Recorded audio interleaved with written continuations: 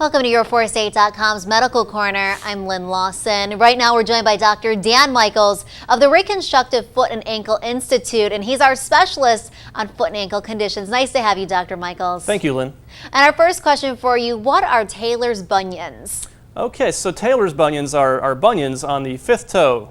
Regular bunions are on the big toe, and if you look at, pretend this is the foot, the big toe would be over here, but the little toe is right here, and so sometimes you have a bone sticking out the side, and that can be very painful. Now, sometimes the bone is just swelled in that area, and it's not too bad, but sometimes the bone is actually bowed, where the bone bends out, and that's a more severe Tailors bunion.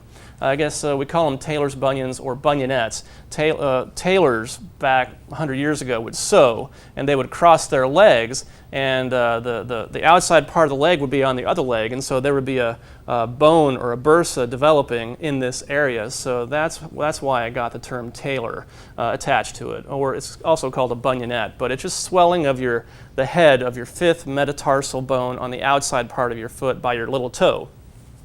And how would you treat Tailors bunions? So Tailors bunions can be treated like everything, with conservative and surgical care. So conservative goes first. You want to wear a wider shoe, since you're usually having pain when you wear shoes, so wearing a wider shoe can take away the pressure on the outside part of your foot.